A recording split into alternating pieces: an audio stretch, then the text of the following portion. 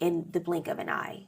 We got married on March 8th in Los Angeles. Big wedding, all of our family, all of our friends, hugging, high-fiving, kissing. Had no idea what was about to happen a week later.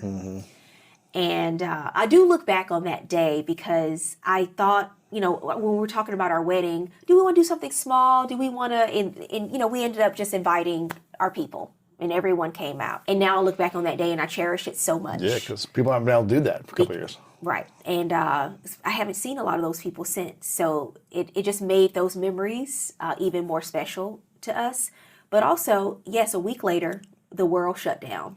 So we decided to take a mini moon. We were going to do a big honeymoon over the summer. So we just went to Newport Beach and we were there for a few days and we were in a bubble. We didn't know a lot about everything that was happening in the world until we came out of this bubble. So we came back to LA and I mean, there was no toilet tissue on the shelves, Right. the grocery store.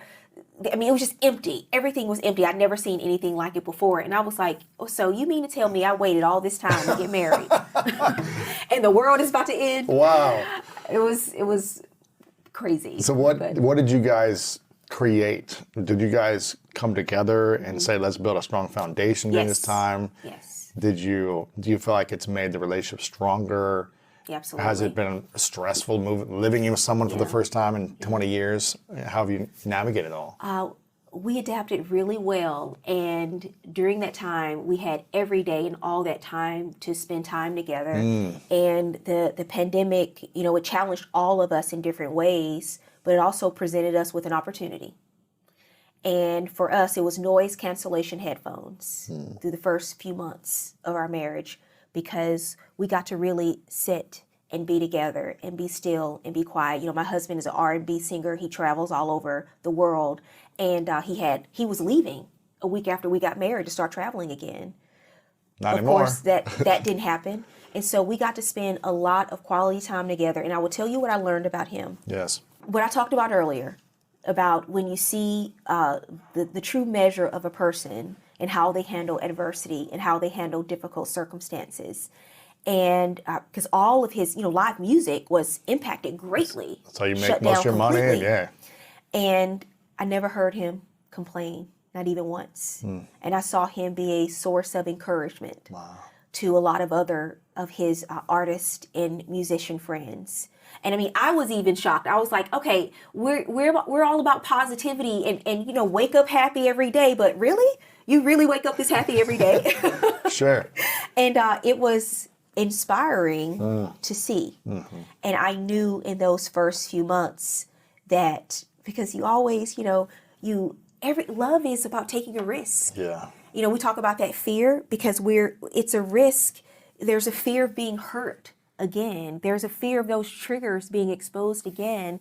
And in that moment, I knew and I believed that I had made a right decision. But in those months after the pandemic, I saw it for myself very early on in my marriage, who my husband was in stressful times, in difficult circumstances, and how he was a source of inspiration and strength for a lot of people, including me. So was each day kind of a confirmation that this was a great decision? Yes. And I leaned into this and Yes. That's beautiful. Yes. It's been 2 years of just this amazing time in my life, because I used to get asked a lot why I was still single for so long. And I started to feel pressure from people. I never put the pressure on myself, and I know a lot of people perhaps do, but if you're not careful when you're single and people are asking you, well, I don't understand, why aren't you married, or what's going on?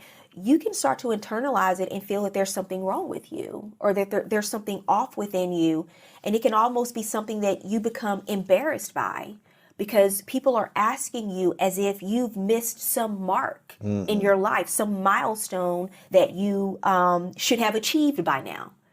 Not asking me if it was a desire of mine, by the way, if I wanted to, but just asking me, why wasn't I? And why do you think people care so much about other people being in a relationship or being single? Well, the question, I think, speaks more to who they are than it ever did to who I was, because I was okay. You know, there were lessons that I had to learn to get to the place where I could go into a successful marriage. I needed to learn those lessons. There are almost 8 billion people on this planet. We can't all be doing the same things at the same time, and we're not supposed to be. We're all supposed to be living our individual life paths and our individual life journeys. There are some people who don't think that. They think you need to be married by a certain age, you need to have children by a certain age, or you're not living the right path. Yeah. It's just not true. Right. This is not a race. Why is it not a race? Because we're not all running in the same direction. So I learned very early on, and I think living in New York actually helped with that because I was around so many other young professionals who were, at the top of their games in their careers. And we were, Saturday night we're here, Wednesday night we're at a show and the live music and everything, and just embracing our full lives and accepting that being single was not a rest stop for me until I met my husband and really got to live. Well, if I had done that, I wouldn't have lived until I was 42 years old. Right. So what would I have done with all those years in my 20s and 30s?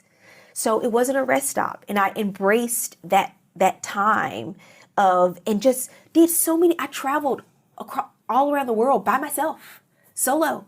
Went to all the restaurants that I wanted to go to, watching Sex in the City. Sometimes I would go by myself. I had this vibrant group of friends.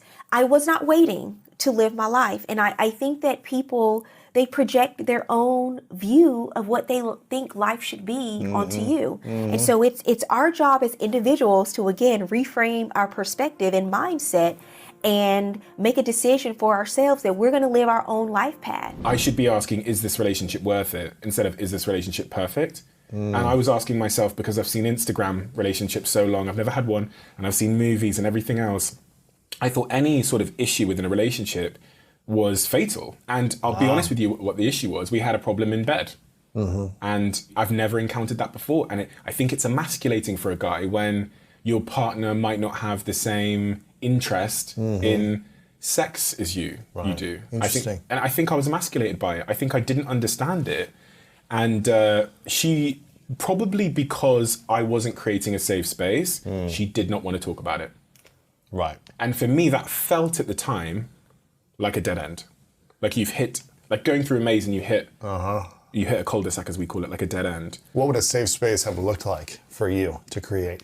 Just to, honestly, to ask some very thoughtful, unloaded questions and to listen. You weren't willing to do that? You just didn't have the tools or the awareness? I did not have the tools. I didn't know how to communicate.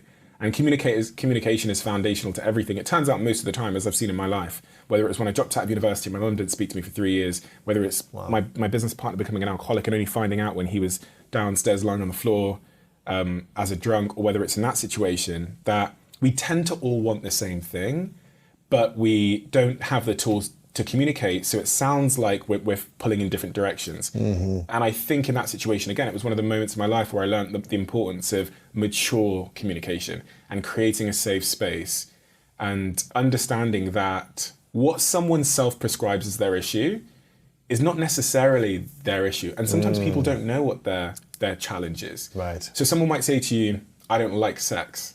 And for you, that, again, it feels really binary. It's like, well, you either like it or you don't, and you're not willing to talk about it, so it's over.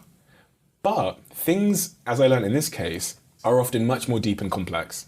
And sometimes people can't self-diagnose what's going on with them. But if you create a safe space together, you can go on the journey to understand what that actually means. I wasn't willing to, so broke up with her. Wow. I'm back with her now. Oh, it's the same relationship? The same relationship. It's her? Yeah. Oh, I didn't know that. Yeah. Interesting. I thought this was a new and relationship. I'll 100% marry her. Wow. And she'll 100% be my wife, because I've never met a person like her, but... Wow, so this is that relationship then, and you ended it. How long did you end it for? A year. Come on. Yeah, I ended it for a year. Were you in touch at all? Was a little conversation?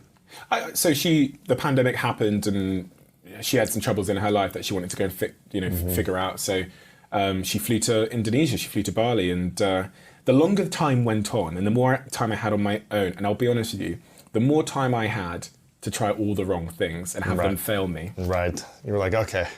Yeah, I was like, oh, that was the one. Oh, wow. That was the one. And I became surer and surer as the days went on that I would never find a love like that. I would never. And I was sure of it. I was utterly convinced I had made a mistake and that I was the problem.